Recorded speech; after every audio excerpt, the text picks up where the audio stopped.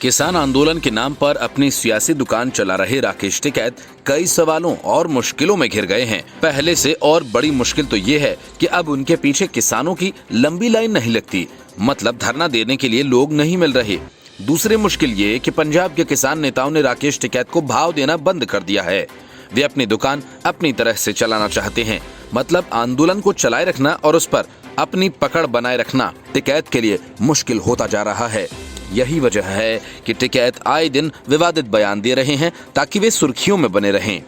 पिछले 24 घंटे में पूरे देश से 3,32,000 कोरोना के नए मामले सामने आए। हर राज्य की सरकार कोरोना से निपटने के लिए सख्त पाबंदियां लगा रही है।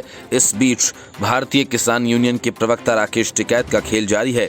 गाजीपुर बॉर्डर पर इफ्तार पार्टी के बाद अब वे हिसार पहुंचकर धमकी दे रहे हैं कि किसी ने उन्हें छेड़ा तो उसकी सुताई होगी। बार एसोसिएशन के धरने को संबोधित करते हुए राकेश टिकैत ने हरियाणा में कहा, अगर हमें छेड़ने का प्रयास किया तो हम सुताई करेंगे। उनके मुताबिक सुताई शब्द का मतलब उनके गांव के लोग काफी अच्छे से समझते हैं। राकेश टिकैत ने आरोप लगाया कि इस आंदोलन को तोड़ने के लिए नई नई चाल चली जा रही हैं। कोविड-19 भी वही एक चाल है। कोविड-19 का किसान आंदोलन से क्या मतलब? जिसे दिक्कत होगी वो अस्पताल जाकर इलाज करवा लेगा। टिकैत ने कहा, जहां हम धरना दे रहे हैं वह हमारा घर है, हमारी कॉलोनी है। हम इसे किसी भी सूरत में मांगे पूरी होने तक खाली नहीं करेंगे। यह शाहीन बाग नहीं है जो डरा धमका कर खाली करवा लोगे। जहां तक क्लीन स्वीप अभियान चलाने की बात रही तो मैं बता देना चाहता हूं कि सरकार ने अगर ऐसी कोई गलती की तो पूरे देश में सुताई अभियान चलेगा। हरियाणा में तो पहले से ही अभियान चल रहा है। टिकैत ने हिसार कोर्ट परिसर में वकीलों द्वारा किसानों के समर्थन में दिए जा रहे धरने को संबोधित करते हुए आरोप लगाया कि देश बेचने की कोशिश हो रही है, लेकिन वे ऐसा नहीं होने देंगे। उनका आंदोलन देश को बचाने का आंदोलन है। पहले देश को बचाने के लिए बुजुर्गों ने लड़ाई लड़ी, लेकिन अब का आंदोलन साइलेंट है। टिकैत ने कहा कि कृषि कानून के बाद बिजली और दूध एग्रीमेंट को लेकर सरकार बिल लाएगी। धीरे धीरे देश के विश्वविद्यालयों को भी ठेके पर दे दिया जाएगा। इसके बाद जो शिक्षक 1.25 लाख रुपए ले रहा है उसे 30,000 में काम करना होगा। टिकैत के मुताबिक केंद्र सरकार के खिलाफ समाज के सभी वर्गों को मिलकर आंदोलन में शामिल होना होगा। किसान नेता ने कोरोना वैक्सीन पर कहा कि बॉर्डर पर बैठे किसान इंजेक्शन लेंगे लेकिन कोरोना टेस्ट नहीं करवाएंगे। इंजेक्शन भी तब लगवाएंगे जब आधे इंजेक्शन पुलिस कर्मचारी लगाएंगे।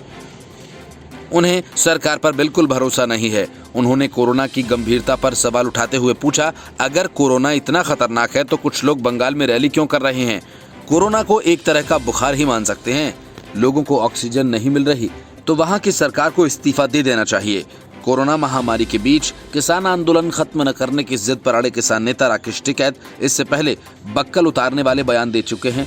26 जनवरी को जब उन्हें रैली निकालने से रोकने के लिए प्रशासन कोशिश कर रहा था तो उन्होंने कहा था कि अगर ट्रैक्टर को रोका गया तो उसका इलाज होगा, अगर किसी ने रोका तो उसके बक्कल को तार दिया जाएगा।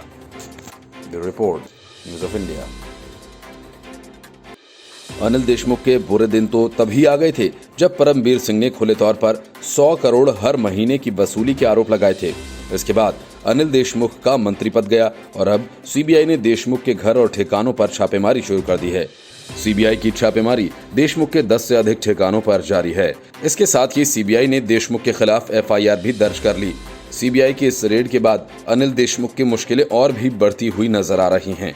माना जा रहा है कि सीबीआई अनिल देशमुख को गिरफ्तार भी कर सकती है। माना जा रहा है कि अनिल देशमुख के बाद अगला नंबर अनिल परब का हो सकता है, क्योंकि हफ्ता वसूली के मामले में परब का नाम भी सामने आया था।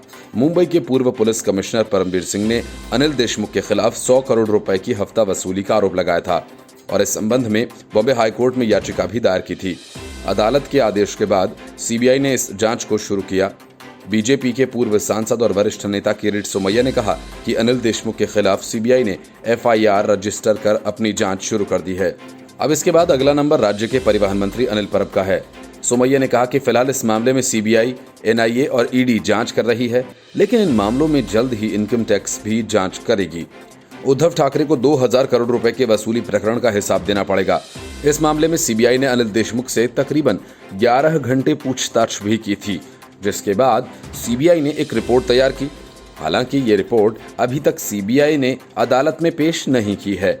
इस रिपोर्ट को पेश करने से पहले अनिल देशमुख के खिलाफ एफआईआर दर्ज की गई है।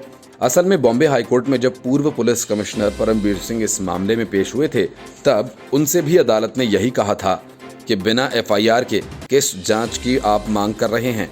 लिहाजा सीबीआई ने औपचारिक रूप से इस मामले में मुकदमा भी दर्ज कर लिया है। The report, News of India.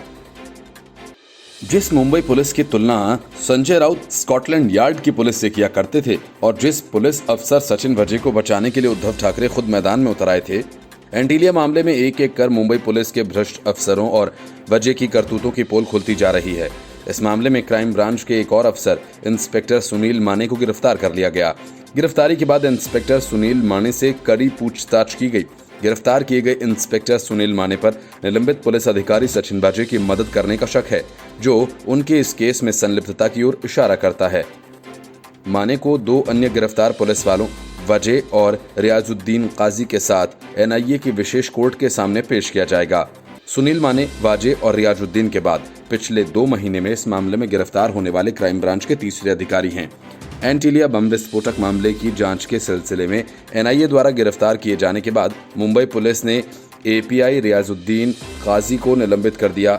NIA के अधिकारी ने तब बताया भी था कि वह न केवल पूरी साजिश का हिस्सा था, बल्कि ये बताने के लिए गवाह है कि उसने वाजे के निर्देशों पर सबूत कैसे नष्ट किए। 25 फरवरी को 20 जिलेटिन छड़ों से भरी एक स्कॉर्पियो एसयूवी और एक धमकी भरे खत को अंबानी के घर एंटीलिया के करीब बरामद किया गया था। 5 मार्च को मनसुख हिरेन की लाश थाने क्रीक से बरामद हुई थी। देश भर में सुर्खियां बटोरने वाले इस मामले में 2 अन्य आरोपियों पूर्व पुलिसकर्मी विनायक शिंदे और क्रिकेट बुकी नरेश गोरा को भी गिरफ्तार किया गया था। इस मामले के उजागर होने के बाद महाराष्ट्र सरकार ने पुलिस बल में बड़ा बदलाव करते हुए उस समय के पुलिस कमिश्नर परमबीर सिंह का तबादला स्टेट होम गार्ड्स के कमांडेंट जनरल के रूप में कर दिया था, जबकि हेमंत नागराले को उनकी जगह नया पुलिस कमिश्नर बनाया गया। Bureau Report, News of India. CBI ने पहले तो शरद पवार के खासम खास अनिल देशमुख के खिलाफ एफआईआर दर्ज की और उसके बाद देशमुख के आवास सहित 10 ठिकानों पर छापेमारी शुरू कर दी। मतलब साफ है कि अनिल देशमुख अब कायदे से नपने वाले हैं। सहयोगी पार्टी के बड़े नेता और पूर्व मंत्री को मुश्किलों में घिरा देख संजय राउत ने बड़ा बयान दे दिया। एक तरह से राउत ने देशमुख के हालात पर मजे लेते हुए कह डाला कि चुनाव से बड़ा कोई नहीं। असल में पिछले दिनों संजय राउत और अनिल देशमुख ही नहीं, शिवसेना और एनसीपी के बीच वसूली कांड को लेकर तकरार भी हुई थी और ये लगने लगा था कि दोनों सहयोगी पार्टियों के बीच दरार काफी गहरी हो गई है। सीबीआई की छापेमारी के बाद संजय राउत के बयान से तो कुछ ऐसा ही लगता है। संजय राउत ने आगे अपनी बात को लपेटते हुए कहा कि सीबीआई का अपना एजेंडा है, साथ ही कोर्ट का ऑर्डर भी। मुझे लगता है कि सीबीआई जो कार्रवाई कर रही है उस पर अभी किसी को भी टिप्पणी नहीं करनी चाहिए। अनिल देशमुख ने अपनी सफाई सीबीआई के सामने पहले ही पेश कर दी है। देशमुख के आवास पर छापेमारी के बाद से महाराष्ट्र की सियासत एक बार फिर से गर्मा गई है। किरीट सोमैया कहते हैं कि देशमुख के बाद अनिल परब की बारी है, तो बीजेपी के सांसद मनोज कोटक ने यह कहा कि अनिल देशमुख अब इस मामले में नहीं बचेंगे। उन्होंने जिन लोगों को भी अपना भागीदार बनाया वह भी नहीं बचने वाले हैं। महाराष्ट्र में खराब हुई कानून व्यवस्था के लिए पूरी तरह से राज्य की ठाकरे सरकार जिम्मेदार है। आने वाले समय में कई और मंत्रियों की मुश्किल बढ़ना तय है। सूत्रों का कहना है कि सीबीआई ने अनिल देशमुख के घर और कार्यालय समेत 10 जगहों पर छापा मारा। देशमुख के मुंबई स्थित ज्ञानेश्वरी बंगले में भी सीबीआई ने छापा मारा था। देर रात सीबीआई की टीम ने आकर छापेमारी की थी और सुबह निकल गई थी। सूत्र बताते हैं कि ज्ञानेश्वरी बंगले के सीसीटीवी फुटेज भी सीबीआई की टीम ने अपने साथ ले गई। कोर्ट ने सीबीआई को 100 करोड़ रुपए वसूली मामले के आरोपियों से पूछताछ करने का आदेश दिया था, जिसके बाद सीबीआई ने पुलिस अधिकारी संजय पाटिल, याचिकाकर्ता जयश्री पाटिल, निलंबित एपीआई सचिन वाजे और मुंबई के पूर्व पुलिस कमिश्नर परमबीर सिंह से पूछताछ की थी। बाद में देशमुख से भी पूछताछ की गई थी। सीबीआई द्वारा एफआईआर दर्ज करने के बाद अनिल देशमुख की मुश्किलें बढ़ती हुई नजर आ रही हैं। इस बात की भी संभावना जताई जा रही है कि अब उन्हें गिरफ्तार भी किया जा सकता है। ऐसे में देशमुख अदालत में अग्रिम जमानत के लिए याचिका दायर कर सकते हैं। हालांकि उनका अगला कदम क्या होगा, इस पर सभी की निगाहें टिकी हुई हैं। Bureau report, news of India. Delhi वालों की सांसों पर सियासत कर रहे अरविंद केजरीवाल के दांव उन पर ही उल्टे पड़ रहे हैं। पीएम मोदी से मुख्यमंत्रियों की बैठक में डांट खाने के बाद अरविंद केजरीवाल को दिल्ली हाईकोर्ट की डांट सुननी पड़ी। दिल्ली के मुख्यमंत्री अरविंद केजरीवाल ने हाथ जोड़कर प्रधानमंत्री नरेंद्र मोदी से आग्रह किया था कि वह कुछ राज्यों से बात करें और दिल्ली की ऑक्सीजन की समस्या का हल करवाएं। लेकिन बड़ी ही सफाई से अरविंद केजरीवाल ने न तो बैठक में और न ही हाईकोर्ट को यह बताया कि पीएम केयर्स फंड से दिसंबर 2020 में ही 8 पीएसए ऑक्सीजन प्लांट लगाने का पैसा लिया। लेकिन अब तक दिल्ली सरकार महज एक ही प्लांट स्थापित कर पाई है। दिल्ली सरकार के इस निठल्लेपन से पर्दा केंद्रीय स्वास्थ्य मंत्रालय ने उठाया। केंद्रीय स्वास्थ्य मंत्रालय ने दिल्ली उच्च न्यायालय को बताया कि केंद्र सरकार ने पीएम केयर्स फंड से दिसंबर 2020 में ही केजरीवाल सरकार को ऑक्सीजन की राशि मुहैया करवाई गई थी। केंद्र सरकार द्वारा यह राशि दिल्ली में 8 पीएसए ऑक्सीजन प्लांट स्थापित करने के लिए दी गई थी। लेकिन केजरीवाल सरकार ने अब तक एकमात्र ही ऐसा ऑक्सीजन प्लांट स्थापित किया है। दिल्ली उच्च न्यायालय ने इस मामले पर केजरीवाल सरकार को फटकार लगाई और कहा कि सरकार के कुप्रशासन और अक्षमता के कारण आज राजधानी में ऑक्सीजन का संकट उत्पन्न हुआ है। न्यायालय ने सरकार से यह सवाल भी किया कि केंद्र सरकार द्वारा फंड दिए जाने के बाद भी केजरीवाल सरकार अब तक मात्र एक ऑक्सीजन प्लांट क्यों स्थापित कर पाई है। उच्च न्यायालय के आदेश में कहा गया कि केंद्र सरकार के अधिकारी निपुण विनायक ने बताया कि दिल्ली में सत्यवादी राजा हरिश्चंद्र अस्पताल और वर्धमान महावीर मेडिकल कॉलेज एवं सफदरगंज अस्पताल में अभी तक ऑक्सीजन प्लांट की स्थापना हेतु साइट क्लियरेंस नहीं दिया गया है। 2 अस्पतालों में साइट क्लियरेंस का काम पूरा हो गया है, जहां 30 अप्रैल तक ऑक्सीजन संयंत्र के उपकरण स्थापित कर दिए जाएंगे। न्यायालय ने यह भी आदेश दिया कि राज्य के बाकी अस्पतालों में भी केंद्र की योजनाओं के साथ सामंजस्य बैठाकर कार्य करें और अगली सुनवाई में इसकी रिपोर्ट न्यायालय को सौंपी जाए।